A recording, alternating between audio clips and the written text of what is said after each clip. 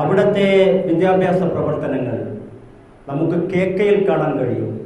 ചിലപ്പോൾ നിങ്ങൾ ചോദിക്കും, അങ്ങനെ കേക്കയെയും ബാഫക്കിത്തങ്ങളെയും തുലനം ചെയ്യാൻ പറ്റുമോ എന്ന് നിങ്ങൾ ചോദിക്കുകയാണെങ്കിൽ, ഒരുപക്ഷെ എൻ്റെ മനസ്സിൻ്റെ അകത്തു നിന്ന് വരുന്നൊരു സംഗതി, ബാഫക്കിത്തങ്ങളുടെ ജീവിതത്തിലെ വളരെ പ്രധാനപ്പെട്ട സംഗതികൾ കേക്കയിൽ കാണാൻ കഴിയും. ബാഫക്കിത്തങ്ങളുടെ ജീവിതം വിശുദ്ധമായിരുന്നു, പരിശുദ്ധമായ ജീവിതമായിരുന്നു. പണ്ഡിതന്മാര് കൂടി നിൽക്കുന്ന സ്ഥലത്ത് ഇത്ര ദിവസം സുബഹി ജമാഅത്തായിട്ട് നിസ്കരിച്ചവരുണ്ടോ എന്ന ചോദ്യത്തിന് മഹാനായ ഖായിദുൽ ഖൗം സയ്യിദ് അബ്ദുറഹിമാൻ ബാഫക്കി തങ്ങൾ കൈ ഉയർത്തിയിട്ടുണ്ട്. അതുകൊണ്ടാണ് മക്കയിൽ കടക്കാൻ കഴിയുന്നത്. മക്കയിൽ അങ്ങനെ കടക്കാൻ കഴിയില്ല. നമ്മൾ ഹജ്ജിന് പോകുമ്പോൾ, ഉംറക്ക് പോകുമ്പോൾ മക്കയിൽ കടക്കണമെന്ന് നമ്മൾ ആഗ്രഹിക്കാറുണ്ട്. പക്ഷെ അങ്ങനെ കടക്കാൻ കഴിയില്ല. അവിടെ കടക്കുന്നത് മഹാനായ ബാഫക്കി തങ്ങളുടെ ജീവിതത്തിന്റെ വിശുദ്ധിയാണ്. ആ തെരഞ്ഞെടുപ്പ് കേക്കയിൽ നമുക്ക് ദർശിക്കാൻ സാധിക്കും. ബാഫക്കിത്തങ്ങളെ കുറിച്ച് പറയുമ്പോൾ നമ്മൾ വാചാലനായി പോകും. ബാഫക്കിത്തങ്ങളുടെ പാതയാണ് കേക്ക് തെരഞ്ഞെടുത്തത്. കേരളീയ മുസ്ലിം സമൂഹത്തിന്റെ ആധികാരിക പരമോന്നത ആധ്യാത്മിക വേദിയായ സമസ്ത കേരള ജമിയത്തുൽ ഉലമയുടെ വിദ്യാഭ്യാസ പ്രസ്ഥാനത്തിന് നേതൃത്വം നൽകിയത് തലപ്പാവ് ധരിച്ചിട്ട്, നീളക്കുപ്പായം ധരിച്ചിട്ട്, വട്ടത്താടിയുള്ള വലിയ മനുഷ്യന്റെ പോക്കറ്റിൽ നിന്ന് 150 രൂപ കൊടുത്തിട്ട് കേരളക്കരയിലും പുറത്തുമായി 10,000-കണക്കിന് മദ്രസാ പ്രസ്ഥാനം എണ്ണയിട്ട യന്ത്രം പോലെ ചലിക്കുന്ന ഈ കാലത്ത് മഹാനായ ബാഫക്കിത്തങ്ങൾ തെരഞ്ഞെടുത്ത മതപ്രസ്ഥാനത്തെയാണ് കേക്ക് തെരഞ്ഞെടുത്തത്. അതോടൊപ്പം തന്നെ ആ വലിയ മനുഷ്യൻ തെരഞ്ഞെടുത്ത കേരളീയ മുസ്ലിം രാഷ്ട്രീയ പ്രസ്ഥാനത്തെയാണ് കേക്കയും തെരഞ്ഞെടുത്തത്. ആ തെരഞ്ഞെടുപ്പിൽ നമുക്ക് ആത്മാർത്ഥത കാണാൻ കഴിയും. കേക്കയുടെ ജീവിതത്തിലും ബാഫക്കിത്തങ്ങളുടെ ജീവിതത്തിലും അങ്ങനെ കാണാൻ കഴിയും. നിങ്ങളിങ്ങനെ ആലോചിക്കും, നമ്മുടെ ഇടയിൽ ജീവിച്ച കേക്ക് എങ്ങനെയാണ് ബാഫക്കിത്തങ്ങളുമായി തുലനം ചെയ്യുന്നത് എന്ന ചോദ്യത്തിന് എന്റെ മനനത്തിൽ വന്ന വിഷയമാണ് ഞാൻ പറയുന്നത്. മഹാനായ ബാഫക്കിത്തങ്ങള് മലപ്പുറത്തെ അബ്ദുള്ള കുട്ടി കുരുക്കളുടെ വീട്ടിൽ നിന്നൊരു പ്രകടനം കാണുന്നു. ബാഫക്കിത്തങ്ങൾ വിശ്വസിച്ച, പ്രവർത്തിച്ച ഒരു മുസ്ലിം രാഷ്ട്രീയ പ്രസ്ഥാനത്തിന്റെ യുവജന പ്രസ്ഥാനം അത്യുഗ്രൻ റാലി നടത്തുകയാണ്. ആ റാലി നടന്നുകൊണ്ടിരിക്കുന്നു. ബാഫക്കിത്തങ്ങൾ മോഹാലസ്യപ്പെട്ടു വീഴുന്നു. അബ്ദുള്ള കുട്ടിക്കുരുക്കൾ ചാടി എഴുതിയിട്ട് ബാഫക്കിത്തങ്ങളോട് ചോദിക്കുന്ന ചോദ്യമുണ്ട്. ബാഫക്കിത്തങ്ങൾ, ഷുഗർ കുറഞ്ഞു പോയോ, പ്രഷർ കുറഞ്ഞു പോയോ, എന്തേ മോഹാലസ്യപ്പെട്ടത് എന്ന് ചോദിച്ചപ്പോ അബ്ദുള്ള കുട്ടിക്കുരുക്കളോട് ബാഫക്കിത്തങ്ങൾ പറയുന്നുണ്ട്, പ്രിയപ്പെട്ട കുരുക്കളെ, എന്റെ ആരോഗ്യം സ്റ്റേബിൾ ആണ്, എനിക്ക് ഷുഗർ വർദ്ധിച്ചിട്ടില്ല, പ്രഷർ വർദ്ധിച്ചിട്ടില്ല, എന്താണ് പിന്നെ കാരണമെന്ന് കുരുക്കൾ ചോദിച്ചപ്പോ കുരുക്കളുടെ മുഖത്ത് നോക്കിക്കൊണ്ട് ആ വലിയ മനുഷ്യൻ പറയുന്നുണ്ട്. ആ വലിയ മനുഷ്യൻ പറഞ്ഞു, ആ പ്രകടനം കണ്ടോ, ആ ചെറുപ്പക്കാരെ കണ്ടോ, അവരുടെ മുദ്രാവാക്യം കേട്ടോ എന്ന് ചോദിച്ചപ്പോ കുരുക്കൾ പറഞ്ഞു, ബാഫക്കിത്തങ്ങളെ, അവര് വിളിക്കുന്ന മുദ്രാവാക്യം എന്താണ്? നമുക്ക് സന്തോഷമല്ലേ ഉണ്ടാവേണ്ടത്? ബാഫക്കിത്തങ്ങൾ നേതാവേ, ധീരതയോടെ നയിച്ചോളൂ, ലക്ഷം ലക്ഷം പിന്നാലെ എന്ന മുദ്രാവാക്യമാണല്ലോ വിളിക്കുന്നത് എന്ന് ചോദിച്ചപ്പോ ബാഫക്കിത്തങ്ങൾ കുരുക്കളോട് ചോദിക്കുന്ന ചോദ്യമുണ്ട്, പ്രിയപ്പെട്ട കുരുക്കളെ, ഞാൻ ആ മുദ്രാവാക്യം കേട്ടത് കൊണ്ടാണ് മോഹാലസ്യപ്പെട്ടത്. എന്തുകൊണ്ടെന്നാൽ ഇവർ എന്നെയാണ് വിശ്വസിക്കുന്നത്, എന്നെയാണ് നേതൃത്വത്തിലെടുക്കുന്നത്. പക്ഷെ അതിനനുസരിച്ച് എനിക്ക് മുന്നോട്ട് പോകാൻ കഴിയുന്നുണ്ടോ എന്ന ഭയമായിരുന്നു എന്നെ മോഹാലസ്യപ്പെട്ടു വീണത് എന്ന് മഹാനായ ഖായിദുൽ ഖൗം, മഹാനായ സയ്യിദ് അബ്ദുറഹിമാൻ ബാഫക്കിത്തങ്ങൾ കുരുക്കളോട് പറഞ്ഞത് കുരുക്കളുടെ ചരിത്രത്തിൽ നമുക്ക് കാണാൻ കഴിയും. ഇവിടെ നിന്ന് ബസ് കയറിയിട്ട് കണ്ണൂർ ഇസ്ലാമിക് സെന്ററിൽ വരുന്ന KK മുഹമ്മദ് സാഹിബിനെ ഞാൻ ഇങ്ങനെ ഓർത്തു പോവുകയാണ്. അല്പം കുറുകിയിട്ട് താഴോട്ട് നോക്കിയിട്ട് ആ തുണി പിടിച്ചിട്ട് ഒരു നടത്തമുണ്ട്. നിങ്ങൾക്കറിയുമോ എന്ന് എനിക്കറിയില്ല. അങ്ങനെ തുണി പിടിച്ചിട്ട് നടക്കുന്ന ഒരു KK KK വന്നിട്ട് അവിടെ ഇരിക്കും. എന്താ KKയുടെ പ്രത്യേകത എന്ന് പറയുന്നത്? ബാഫക്കിത്തങ്ങൾ കാണിച്ച ആത്മാർത്ഥത എന്ന് പറയുന്ന ഒരു സംഗതി എന്ന് പറഞ്ഞാൽ KK 11 മണിക്ക് മീറ്റിംഗ് വിളിച്ചിട്ടുണ്ടെങ്കിൽ KK 11 മണിക്കെത്തും. എവിടെ നിന്നാണ് വരേണ്ടത്? ഈ ചൊക്ലയിൽ നിന്നാണ്, പെരിങ്ങത്തൂരിൽ നിന്നാണ്, മത്തിപ്പറമ്പിൽ നിന്നാണ്. പക്ഷേ വളപട്ടണത്തു നിന്നും പാപ്പനശ്ശേരിയിൽ നിന്നും ഞങ്ങൾ വരുമ്പോൾ 11:30 മണിയാകും. അപ്പൊ KK ഇങ്ങനെ പറയാറുണ്ട്, മുഖം ശോഭിച്ചുകൊണ്ട്, സമയത്തിനൊരു വിലയുമില്ല അല്ലേ, എനിക്ക് 12 മണിക്ക് പോകണം, 12 മണിക്ക് ഇന്ന സ്ഥലത്ത് പോകണം എന്ന് പറയുന്ന KK ഞാൻ ഇങ്ങനെ കാണുകയാണ്. എന്നിട്ട് KK അസ്വസ്ഥതയാണ് എന്ന് പറഞ്ഞാൽ KK പറയും, എന്താ നമ്മുടെ സമൂഹത്തിന്റെ അവസ്ഥ, എന്താ നമ്മുടെ സമുദായത്തിന്റെ അവസ്ഥ എന്ന് പറഞ്ഞിട്ട് കേക്ക് ഇങ്ങനെ അസ്വസ്ഥതപ്പെടുന്നത് എന്റെ മനസ്സിലൂടെ കടന്നു വരുന്ന രംഗം ഞാൻ ഓർമ്മിക്കുകയാണ്. കേക്ക് എന്ന് പറയുന്നത് കൃത്യതയാണ് എന്ന ഭാഗമാണ് നമ്മൾ ആലോചിക്കേണ്ടത്. പ്രിയപ്പെട്ട സഹോദരങ്ങളെ, ബാഫക്കി തങ്ങൾ തെരഞ്ഞെടുത്തു. മഹാനായ കുത്തുബി തങ്ങള്, മഹാനായ ശംസുലുലമായി തങ്ങള്, മഹാനായ കണ്ണിയത്ത് ഉസ്താദ് അവരുടെ തെരഞ്ഞെടുപ്പിലൂടെ കേക്ക് നേടിയെടുത്തത് എന്താണെന്നറിയുമോ? വിശുദ്ധമായ ഖുർആൻ നമ്മോട് പറയുന്നുണ്ട്, കൂനൂ മഅസ്വാദിഖീൻ, കൂനൂ മഅസ്വാദിഖീൻ, നിങ്ങൾ സത്യസാക്ഷികളുടെ കൂടെ ആവണം, നല്ല മനുഷ്യന്മാരുടെ കൂടെ ആവണം, പണ്ഡിതന്മാരുടെ കൂടെ ആവണം, സയ്യിദന്മാരുടെ കൂടെ ആവണം എന്ന് പറഞ്ഞാൽ കെ മുഹമ്മദ് സാഹിബ് എന്ന് പറയുന്നത് ശംസുൽ ഉലമയുടെ ഖാദിമാണ്. കണ്ണിയത്ത് ഉസ്താദിനെ അടുത്തു നിന്ന് പരിചയപ്പെട്ട വലിയ മനുഷ്യനാണ്. മഹാനായ ബാഫക്കി തങ്ങളുടെ എല്ലാമാണ് എന്ന് പറയുമ്പോൾ എന്താ സംഭവിക്കുന്നത്? കൂനൂ മഅസ്വാദിഖീൻ എന്ന് പറയുന്ന വിശുദ്ധമായ ഖുർആൻ വജസിന്റെ തഫ്സീറിൽ നമുക്ക് കാണാൻ കഴിയും. ഒരാറാബിയായ മനുഷ്യൻ മുഹമ്മദ് റസൂലുള്ളാഹി സ്വല്ലല്ലാഹു അലൈഹി വസല്ലമയുടെ സമീപത്ത് വന്നിട്ട് ചോദിക്കുന്ന ചോദ്യമുണ്ട്, യാ റസൂലല്ലാഹ് മത്തസ്സാഅ, എപ്പോഴാണ് ഖിയാമം വരിക എന്ന് ചോദിക്കുമ്പോൾ മുഹമ്മദ് റസൂലുള്ളാഹി സ്വല്ലല്ലാഹു അലൈഹി വസല്ലമ ആ മനുഷ്യനോട് തിരിച്ചു ചോദിക്കുന്ന ചോദ്യമുണ്ട്, അങ്ങനെ ഖിയാമം വരികയാണെങ്കിൽ നീ എന്താണ് ഒരുക്കി വെച്ചത് എന്ന് ചോദിച്ചപ്പോ ആ അറാബിയായ മനുഷ്യൻ പറഞ്ഞു, ഖിയാമം വരുമ്പോ ഞാൻ ഒന്നും ഒരുക്കി വെച്ചിട്ടില്ല, പക്ഷെ ഒന്നൊരുക്കി വെച്ചിട്ടുണ്ട്, അതെന്താണ് എന്ന് മുഹമ്മദ് റസൂലുള്ള ചോദിച്ചപ്പോ മുഹമ്മദ് റസൂലുള്ളാഹി സ്വല്ലല്ലാഹു അലൈഹി വസല്ലമ ആ മനുഷ്യൻ മുഹമ്മദ് റസൂലുള്ളാഹി സ്വല്ലല്ലാഹു അലൈഹി വസല്ലമയോട് പറയുന്നുണ്ട്, അന ഉഹിബ്ബുല്ലാഹ വ റസൂലഹു, ഞാൻ അല്ലാഹുവിനെയും റസൂലിനെയും ഇഷ്ടപ്പെടുക എന്നൊരു സംഗതിയാണ് ചെയ്തത് എന്ന് പറഞ്ഞപ്പോ നൂറ്റാണ്ടുകൾക്ക് മുമ്പ് ആ വലിയ മനുഷ്യൻ പ്രവാചകർ സല്ലല്ലാഹു അലൈഹി വസല്ലമ അറാബിയായ മനുഷ്യനോട് പറഞ്ഞൊരു വജസ്സുണ്ട്, ഒരു പ്രയോഗമുണ്ട്, ഒരു വാക്യമുണ്ട്.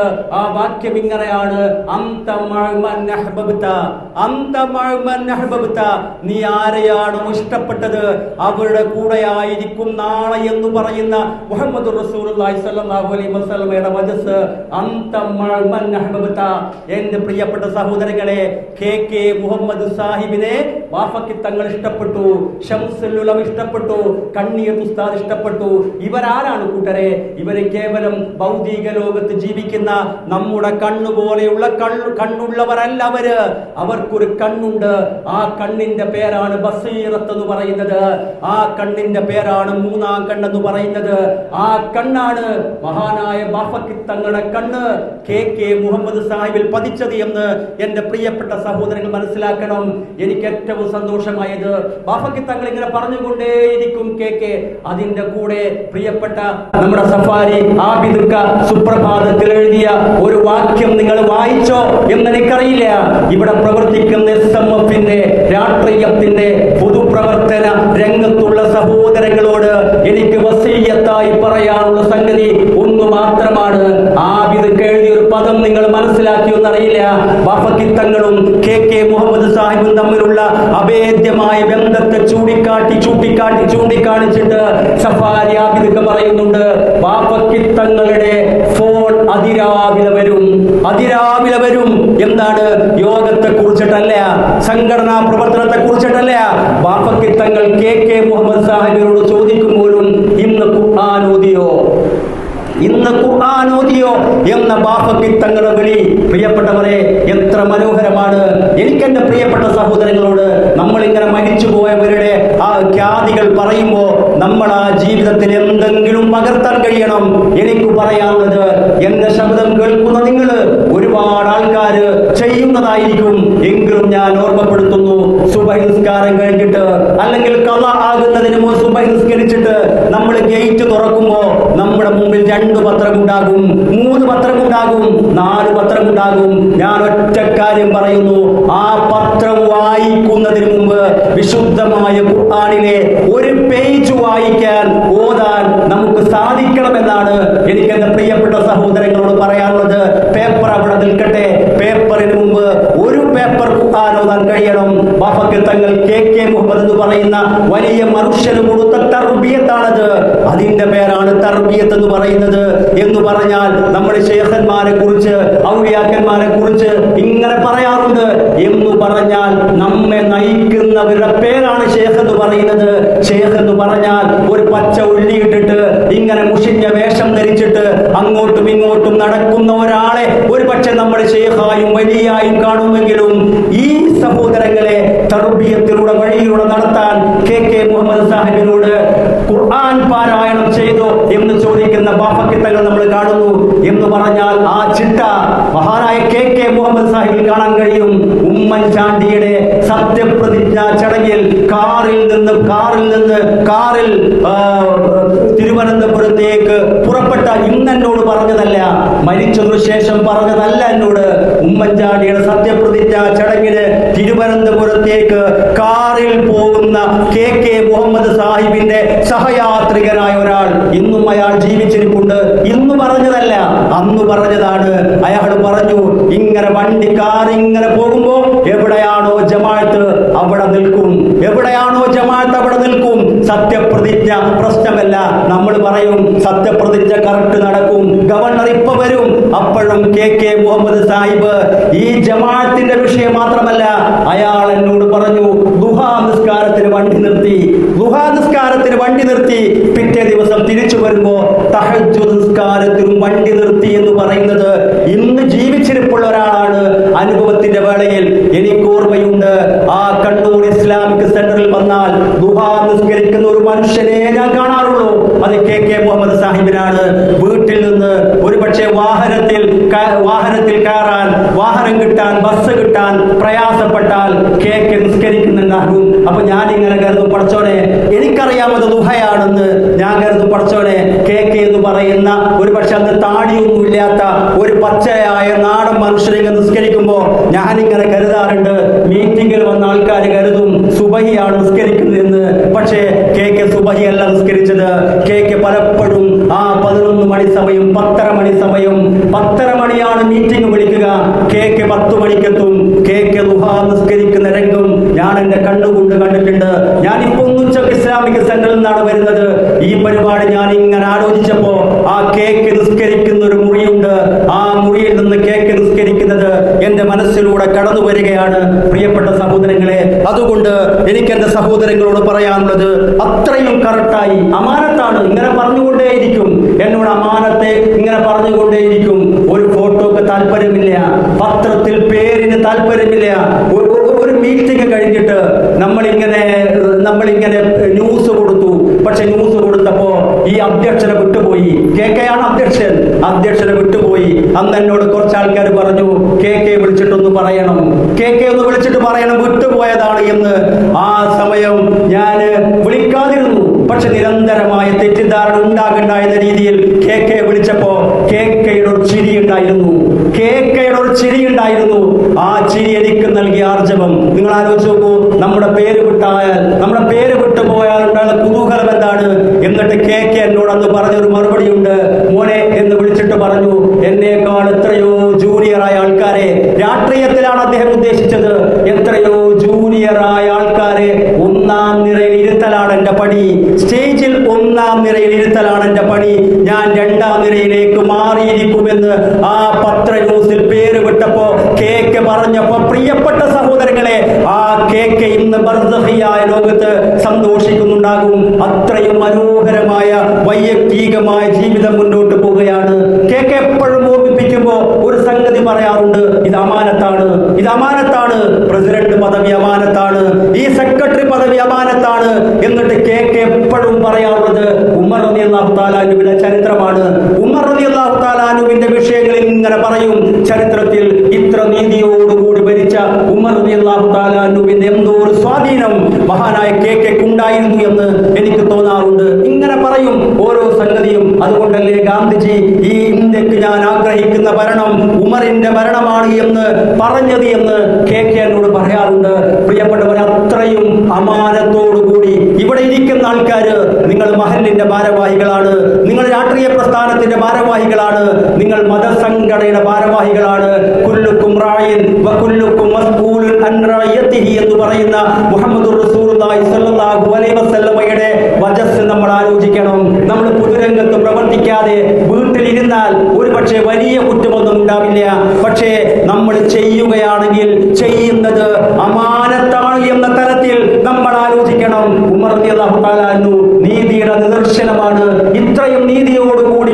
തോൽപ്പിച്ച ഒരു ഖലീഫയെ ലോകത്ത് കാണാൻ കഴിയില്ല. ഗാന്ധിജി പറഞ്ഞത് അതുകൊണ്ടാണ്. ആ താരിഖ് സഹാബയിൽ കാണാൻ കഴിയും. ഉമർ റളിയല്ലാഹു തആല അൻഹു മരിച്ചിട്ട് ഒരു ദിവസം അവിടുത്തെ മകൻ അബ്ദുല്ലാഹി ഇബ്നു ഉമർ റളിയല്ലാഹു തആല അൻഹു സ്വന്തം പിതാവിനെ സ്വപ്നം കാണുന്നു. മകൻ ഖലീഫയെ സ്വപ്നം കാണുന്നു. അബ്ദുല്ലാഹി ഇബ്നു ഉമർ റളിയല്ലാഹു തആല അൻഹു അങ്ങനെ സ്വപ്നം കാണുന്നു. കാണുന്നത് എങ്ങനെയാണ്? ഉമർ റളിയല്ലാഹു തആല അൻഹു നെറ്റിത്തടം ഇങ്ങനെ വേർക്കുന്നുണ്ട്. ആ സമയം മകൻ ഖലീഫയോട് ചോദിക്കുന്ന ചോദ്യമുണ്ട്, പ്രിയപ്പെട്ട ബാപ്പ, എന്താണ് ഇങ്ങനെ നെറ്റിത്തടം വിയർക്കുന്നത് എന്ന് ചോദിച്ചപ്പോ ഉമർ റളിയല്ലാഹു തആല അൻഹു പറഞ്ഞു, പ്രിയപ്പെട്ട മോനെ, ഹിസാബ് കഴിഞ്ഞിട്ടില്ല, വിചാരണ കഴിഞ്ഞിട്ടില്ല.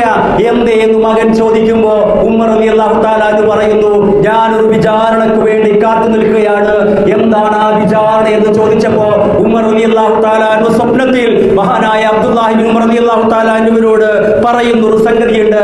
ഉമർ റളിയല്ലാഹു തആല അൻഹുവിനോട് പറഞ്ഞു, ഉമർ റളിയല്ലാഹു തആല മകനോട് പറഞ്ഞു, പ്രിയപ്പെട്ട മോനെ, ഞാൻ ഖലീഫയാകുമ്പോ ഇന്ന സ്ഥലത്ത് ഒരു പാലം ഉണ്ടാക്കിയിരുന്നല്ലോ. ആ പാലത്തിന്റെ ഒരു ഭാഗത്ത് ഒരു വിള്ളലുണ്ടായിരുന്നു, ചെറിയൊരു വിള്ളലുണ്ടായിരുന്നു. ആ വിള്ളലിൽ ഒരാട്ടിൻകുട്ടി ഇങ്ങനെ നടന്നു പോകുമ്പോ ആ വിള്ളലിൽ കാല് കൊണ്ടിട്ട് ആ ആട്ടിൻകുട്ടിയുടെ കാല് നഷ്ടപ്പെട്ടിട്ടുണ്ടായിരുന്നു. അതിന്റെ വിചാരണക്ക് വേണ്ടി ഞാൻ കാത്തു നിൽക്കുകയാണ് എന്ന് ഉമർ റളിയല്ലാഹു തആല അൻഹു പറയുന്നു. മനുഷ്യനോടല്ല, മുസ്ലിമിനോടല്ല, മറ്റൊന്നുമല്ല, ഒരാട്ടിൻകുട്ടിയുടെ കാലിങ്ങനെ വന്നപ്പോ ആ കാലിന്റെ വിചാരണക്ക് വേണ്ടി ഞാൻ കാത്തു നിൽക്കുന്നു എന്ന സംഗതിയാണ് പ്രിയപ്പെട്ടവരെ ഉമർ റളിയല്ലാഹു തആല അൻഹുവോട് പറയുന്നത്. ഞാൻ ഉറപ്പിച്ചു പറയുന്നു, KK മുഹമ്മദ് സാഹിബ് എന്ന് പറയുന്ന ആ വലിയ മനുഷ്യൻ നീതിയിലൂടെ മാത്രമേ കൊണ്ടുപോയിട്ടുള്ളൂ. ചിലപ്പോൾ എന്നോട് പറയും, ഞാൻ തിരുവനന്തപുരത്തേക്ക് പോകും, മലബാറിനാണ് പോകുന്നത്, അല്ലെങ്കിൽ മാവേലിക്കാണ് പോകുന്നത് എന്ന് പറഞ്ഞ് യോഗത്തിന് വരുന്ന KK മുഹമ്മദ് സാഹിബിന്റെ കയ്യിൽ ഞാൻ ബ്രീഫ് കേസ് കാണാറുണ്ട്. ആ ബ്രീഫ് കേസിൽ ഞാൻ ചോദിക്കും, എന്താണ് ഇത് എന്ന്. KK പറയും, ഇത് ഇന്ന സ്കൂളിന്റെ കടലാസാണ്, ഇത് ഇന്ന കോളേജിന്റെ കടലാസാണ്, ഇത് പോയിട്ട് 2-3 ദിവസം കൊണ്ട് ഇത് ശരിയാക്കി വരണം എന്ന് പറയുന്ന KK മുഹമ്മദ് സാഹിബ് എന്ന് പറയുന്ന വലിയ മനുഷ്യൻ മുസ്ലിം ഉമ്മത്ത് സമകാലിക സമൂഹത്തിൽ എന്താണോ ആലോചിക്കുന്നത് അതിന്റെ മുന്നിൽ നിന്ന വലിയ മനുഷ്യന്റെ പേരാണ് KK മുഹമ്മദ് സാഹിബ്. സ്കൂളിന്റെ മാനേജറായി, കോളേജിന്റെ മാനേജറായി, പെരുങ്ങത്തൂർ പള്ളി ദർസിന്റെ പ്രസിഡന്റായി, അങ്ങനെ വിദ്യാഭ്യാസ രംഗത്ത് മുന്നോട്ട് പോകുന്ന പ്രിയപ്പെട്ട KK മുഹമ്മദ് സാഹിബ്. പ്രിയപ്പെട്ടവരെ, ഞാൻ നീട്ടിക്കൊണ്ടുപോകാൻ ആഗ്രഹിക്കുന്നില്ല. എനിക്കൊറ്റ സംഗതി മാത്രമേ പറയാനുള്ളൂ. ഇതിൽ നിന്ന് നമ്മൾ എന്തെങ്കിലും സ്വീകരിക്കണം. ഞാനും നിങ്ങളും രാവിലെ മുതൽ പൊതുപ്രവർത്തനത്തിന് ഇറങ്ങുകയാണ്, ഞാനും നിങ്ങളും സംഘടനാ പോത്തിന് ഇറങ്ങുകയാണ്. പക്ഷേ ഒരു സത്യവിശ്വാസിയുടെ ജീവിതത്തിലെ ഏറ്റവും പ്രധാനപ്പെട്ട സംഗതി എന്താണെന്നറിയുമോ? നിങ്ങൾ മനസ്സിൽ കോറിയിടണം. ഒരു സത്യവിശ്വാസിയുടെ ജീവിതത്തിലെ ഏറ്റവും പ്രധാനപ്പെട്ട സംഗതി എന്താണെന്ന് പറഞ്ഞാൽ ഒരാളുടെ മനസ്സിൽ ജീവിക്കുക എന്നുള്ളതാണ്. അതിനേക്കാൾ വലിയ സംഗതി ഒന്നുമില്ല. ഞാൻ മരിച്ചു പോയാൽ എന്നെ ഇഷ്ടപ്പെടുന്ന ഒരു കൂട്ടം ഉണ്ടാകണം. എന്നെങ്ങനെയാണ് ഇഷ്ടപ്പെടുന്നത്? നിങ്ങൾ ആലോചിക്കേണ്ടത്, നമ്മുടെ പ്രദേശത്ത് നിന്ന് ഒരാൾ മരിച്ചു എന്ന് കേട്ടാൽ നമ്മൾ ഞെട്ടലുണ്ടാകും, പെട്ടെന്നൊരു ഞെട്ടലുണ്ടാകും. ആര് മരിച്ചാലും ഞെട്ടലുണ്ടാകും. ആ ഞെട്ടലിന്റെ കാലയളവ് കുറഞ്ഞു വരും. അവസാനം സീറോ ആയി മാറും. പക്ഷേ ചില ആൾക്കാർ ഇങ്ങനെ ഓർമ്മിച്ചെടുക്കും. എത്ര കഴിഞ്ഞാലും KK ഓർമ്മിക്കപ്പെടും. ഈ NIM കോളേജുള്ള കാലത്തോളം KK ഓർമ്മിക്കപ്പെടും. ഏതെങ്കിലും ഒരു സമയം ആ സ്റ്റേജിൽ നിന്ന് ആരെങ്കിലും പറയും, ഈ കോളേജിന്റെ കടലാസ് ശരിയാക്കി തന്നത് KK മുഹമ്മദ് സാഹിബാണ് എന്ന്. NIM അമുഹാജി സാഹിബിന്റെ പേരിലുള്ള ഹൈസ്കൂൾ എത്രയോ വർഷം കഴിഞ്ഞാൽ ആരെങ്കിലും പറയും, ഒരു സദസ്സിൽ നിന്ന്, ഒരു കൂട്ടായ്മയിൽ നിന്ന് ആരെങ്കിലും പറയും, ഈ ഹൈസ്കൂളിന് ഇങ്ങനെ ഒരു വിഷയം ഉണ്ടായിരുന്നു, ആ വിഷയം പരിഹരിച്ചത് KK ആയിരുന്നു എന്ന് പറയുമ്പോ എന്താണ് കൂട്ടരെ സംഭവിക്കുന്നത്? ആ സംഭവം എന്ന് പറയുന്നത് പ്രാർത്ഥനയായി മാറും. എന്താ പ്രാർത്ഥന എന്ന് പറയുന്നത്? എന്താണ് കൂട്ടരെ? നമ്മളിങ്ങനെ വട്ടത്തിലിരുന്ന് ഇലാ ഹദ്റത്തിൻ നബിയിൽ മുസ്തഫ മുഹമ്മദിൻ സല്ലല്ലാഹു അലൈഹി വസല്ലമ എന്ന് പറഞ്ഞ് ഫാത്തിഹയും ഇഖ്ലാസും ഒക്കെ ഓതിയിട്ട് ഉസ്താദ് അറബിയിലും മലയാളത്തിലും ചെയ്യുന്ന ഒരു പ്രാർത്ഥനയുണ്ട്, ദുആയുണ്ട്. ആ ദുആ ശരിയാണ്. പക്ഷേ ഒരുപക്ഷെ അതിനേക്കാൾ വലിയ ഒരു ദുആയുണ്ട്. ആ ദുആ എന്താ അറിയുമോ? മിൻ അഫ്ളലി തആത്തി ഇദ്ഖാലു സുറൂരി അലാ ഖുലൂബി ഗൈരിഹി. ഒരു മനുഷ്യന്റെ മനസ്സിലേക്ക് സന്തോഷമുട്ട് കൊടുക്കുക എന്നുള്ളതാണ്. ഒരു മനുഷ്യന്റെ ഹൃദയത്തിലേക്ക് സന്തോഷമുട്ട് കൊടുക്കുക എന്നുള്ളതാണ് ഏറ്റവും പ്രധാനപ്പെട്ട ഒരു സംഗതി എന്ന് പറഞ്ഞാൽ, നിങ്ങളൊരു കാര്യം ചെയ്ത് നിങ്ങൾ ഒരാളെ സഹായിച്ചു, വാക്കുകൊണ്ട് സഹായിച്ചു, ഒരുപക്ഷെ നോക്കുകൊണ്ട് സഹായിച്ചു, ഒരുപക്ഷെ നിങ്ങളുടെ ഇടപെടലുകൾ കൊണ്ട് സന്തോഷിക്കുന്നു. നിങ്ങളുടെ അടുത്ത് ഒരാൾ വരുന്നു, അയാൾ നിങ്ങളോട് ഒരു വിഷയം പറയുന്നു, നിങ്ങളത് പരിഹരിക്കുന്നു. ആ മനസ്സിലേക്ക് നിങ്ങൾ സുറൂറിട്ട് കൊടുക്കുന്നു, സന്തോഷമിട്ട് കൊടുക്കുന്നു. ആ സമയം ആ മനുഷ്യന്റെ മനസ്സിൽ നിന്ന് വരുന്ന നിലവിളിയുടെ പേരാണ് ദുആ എന്ന് പറയുന്നത്. അതാണ് സ്വീകരിക്കപ്പെടുക. ഒരുപക്ഷെ നിങ്ങളോടൊന്നും പറയില്ല, ജസാക്കുമുല്ലാഹു ഖൈർ പറയില്ല, ഒന്നും പറയില്ല. ഒരുപക്ഷെ അവൻ പാവമാണ്, പക്ഷെ അവന്റെ മനസ്സിൽ നുരഞ്ഞു പൊങ്ങുന്ന ഒരു വികാരമുണ്ട്. ആ സന്തോഷത്തിന്റെ വികാരം, ആ വികാരമാണ് പ്രാർത്ഥനയായി മാറുന്നത് എന്നാണ് എനിക്ക് അവസാനമായി സൂചിപ്പിക്കാനുള്ളത്. ആ പ്രാർത്ഥനയിൽ നമുക്ക് ഉൾപ്പെടാൻ കഴിയണം. അല്ലെങ്കിൽ ഇതൊക്കെ നിഷ്ഫലമാണ് കൂട്ടരെ, ഇതൊക്കെ നിഷ്ഫലമാണ് എന്ന് പറഞ്ഞാൽ നാളെ ഇങ്ങനെ കടക്കുമ്പോ നമ്മളൊക്കെ ആരോഗ്യപരമായി ക്ഷീണിച്ച് ഇങ്ങനെ കടക്കുന്ന ഒരു രംഗമുണ്ട്. ആ കടക്കുന്ന രംഗം കെ മുഹമ്മദ് സാഹിബിനെ ഞാൻ അവസാനമായി കണ്ടത് സമസ്ത കേരള ജമിയത്തുൽ ഉലമായുടെ 100ാം വാർഷിക സമ്മേളനവുമായി ബന്ധപ്പെട്ട് കണ്ണൂർ ജില്ലാ സ്വാഗത സംഘത്തിന്റെ മീറ്റിംഗ് നടന്നപ്പോ ഞാനൊരു അഭിപ്രായം പറഞ്ഞു. ആ അഭിപ്രായം ഞാനാണ് പറഞ്ഞത്, അത് പറയാൻ കാരണം കേക്കയാണ് എന്ന് ഞാൻ ഇപ്പം പറയുകയാണ്. ഞാനൊരു മീറ്റിംഗിൽ പറഞ്ഞു, നമ്മുടെ ഈ പ്രസ്ഥാനത്തിനു വേണ്ടി ഓടി നടന്ന കുറെ ആൾക്കാരുണ്ട്, അവരെ നമുക്കൊന്ന് ആദരിക്കണം, അവർക്ക് ഒന്ന് ആദരിക്കണം. സേവക സമക്ഷം എന്ന് പേരിട്ടിട്ട് ആ പരിപാടി സംഘടിപ്പിക്കുകയും ആ പരിപാടിയിലെ ഉദ്ഘാടനം ഇവിടെ ഹോസ്പിറ്റലിൽ കഴിയുന്ന, എന്റെ ഓർമ്മ ശരിയാണെങ്കിൽ ഒരു അസുഖം ബാധിച്ചിട്ട് അന്ന് കേക്ക് ഡിസ്ചാർജ് ആവുകയാണ്. നമ്മൾ ഈ ഹോസ്പിറ്റലിൽ പോയി സേവക സമക്ഷം എന്ന് പറയുന്ന ഈ ഒരു മൊമെന്റ് കൊടുക്കുമ്പോ, പ്രിയപ്പെട്ട സഹോദരങ്ങളെ, അങ്ങനെ പറയൽ ശരിയാണെന്ന് എനിക്കറിയില്ല. എനിക്ക് തോന്നുന്നു ഞാനാണ് കേക്ക് കൊടുത്തത്. അപ്പൊ കേക്ക് കണ്ണു തുറന്നതുപോലെ എനിക്ക് തോന്നുന്നു, എന്നോടെന്തോ സംസാരിച്ചതുപോലെ എനിക്ക് തോന്നുന്നു. പക്ഷേ കേക്ക് ഏതോ ലോകത്താണ്. പക്ഷെ കേക്ക് എന്നോട് എന്തോ പറയുന്നുണ്ട്. ഞാൻ സെക്രട്ടറി ആയപ്പോ എന്റെ പ്രസിഡന്റായ പ്രിയപ്പെട്ട കേക്ക് എന്നോട് അവസാനമായി എന്തോ പറഞ്ഞു എന്ന് എനിക്കറിയില്ല. പറഞ്ഞു എന്നാണ് ഞാൻ വിശ്വസിക്കുന്നത്. ആ പറയൽ ഒരു പക്ഷേ കേക്ക് എന്നോട് പറയുന്നുണ്ടാകും, ഈ പാതയിലൂടെ തന്നെ നീ സഞ്ചരിക്കണം, ഈ സരണിയിലൂടെ തന്നെ നീ സഞ്ചരിക്കണം എന്ന വാക്കുകൾ മാത്രമായിരിക്കും കേക്ക് പറയുന്നത്. പ്രിയപ്പെട്ടവരെ, അഹ്ലുസ് സുന്ന വൽ ജമാഅ എന്ന് പറയുന്ന പരമ്പരാഗത പ്രസ്ഥാനത്തിന്റെ വലിയ മനുഷ്യ പേരാണ് കേക്ക് എന്ന് പറയുന്നത്. കെ മുഹമ്മദ് സാഹിബ് റബീഉൽ അവ്വലുമായി ബന്ധപ്പെട്ട വിഷയത്തിൽ കേക്ക് പറയും, എല്ലാ മഹല്ലുകളിലും മൗലിദ് നടക്കണം. നമുക്കറിയാം പുതിയ ലോകത്ത് എന്താണ് അങ്ങനെ, എന്താണ് ഇങ്ങനെ എന്ന് ചോദിക്കുന്ന ഒരു കാലമുണ്ട്. എനിക്ക് എന്റെ സഹോദരങ്ങളോട് പറയാനുള്ളത്, നമ്മളൊരു പാരമ്പര്യമുണ്ട്, നമ്മളൊരു പരമ്പരാഗതമുണ്ട്. അതെന്താണ്? അത് താഅബ്ബുദിയാണ്. അല്ലാഹ് എന്താ പറഞ്ഞത് അത് നടത്തണം, റസൂൽ എന്താ പറഞ്ഞത് അത് നടത്തണം, സഹാബത്ത് എന്താ പറഞ്ഞത് അത് നടത്തണം. നമ്മുടെ ബുദ്ധി കൊണ്ട് ആലോചിക്കേണ്ടതില്ല. എന്റെ പച്ചയായ അഭിപ്രായത്തിൽ ഇസ്ലാം എന്ന് പറയുന്നത് ബുദ്ധി കൊണ്ട് ആലോചിക്കേണ്ട മതമല്ല.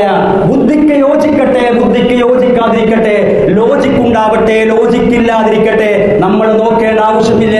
അങ്ങനെ ലോജിക്ക് നോക്കുകയാണെങ്കിൽ നമ്മൾ മക്കത്ത് പോകില്ല, നമ്മൾ ഹജ്ജ് നിർവഹിക്കില്ല, നമ്മൾ ഉംറ നിർവഹിക്കില്ല. ഏത് ലോജിക്കാണ് ഹജ്ജിലുള്ളത്? ഏത് ലോജിക്കാണ് ഉംറയിലുള്ളത്? ഒരു സ്ഥലത്ത് പോയിട്ട് ഇങ്ങനെ കല്ലെറിയും, ഒരു കറുത്ത കല്ല് നമ്മൾ ഇങ്ങനെ ചുറ്റും, ഒരു സ്ഥലത്ത് നമ്മൾ ഇങ്ങനെ താമസിക്കും. എന്ത് ലോജിക്കാണ് കൂട്ടരെ അതിലുള്ളത്? ലോജിക്കില്ല. അഹ്ലുസ് സുന്ന വൽ ജമാഅ എന്ന് പറയുന്ന ആശയ പ്രസ്ഥാനം എന്ന് പറയുന്നത് കേൾക്കാൻ സുഖമുണ്ടാകും, കേൾക്കാൻ സുഖമുണ്ടാകും. ബുദ്ധി കൊണ്ട് ആലോചിക്കുമ്പോൾ ശരിയാകും. പക്ഷെ ബുദ്ധി കൊണ്ട് ആലോചിക്കേണ്ടതില്ല. ഈ പാരമ്പര്യത്തിലായിരുന്നു കേക്ക് എന്ന് പറയുന്നത്. ചില സദസ്സുകളിലും ചില ആൾക്കാർ പ്രമുഖരൊക്കെ ഇരിക്കുന്ന സദസ്സില് കേക്ക് വെട്ടി തുറന്നു പറയാൻ ഒരു മടിയുമില്ല. പ്രമുഖരെന്ന് പറയുന്ന അല്ലെങ്കിൽ അഭ്യസ്ത വിദ്യരെന്ന് പറയുന്ന ചില ആൾക്കാർ ഇരിക്കുമ്പോൾ അവർ പറയുന്ന ചില വിഷയങ്ങളെ ഗണ്ണിക്കാനുള്ള മനപ്രയാസമുണ്ടാകും. കേക്ക് പച്ച മലയാളത്തിൽ വ്യക്തമായിട്ട് പറയും. ആ പറയുന്നത് ബാഫക്കി തങ്ങളെ കുറിച്ചാണ്, ഷംസുല്ലമയെ കുറിച്ചാണ്.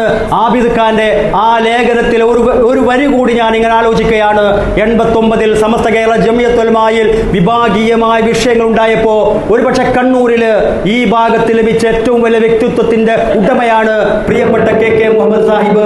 ഒരുപക്ഷെ ഷംസുൽ ഉലമ എന്ന് പറയുന്ന വലിയ മനുഷ്യൻ, ആ മനുഷ്യനെ കുറിച്ച് നമ്മൾ മനസ്സിലാക്കുമ്പോൾ അത്രയും ഘനഗാംഭീര്യമുള്ള മനുഷ്യനാണ്. ആ ശംസുൽ ഉലമയുടെ തെരഞ്ഞെടുപ്പ് KK-യിലുണ്ട്.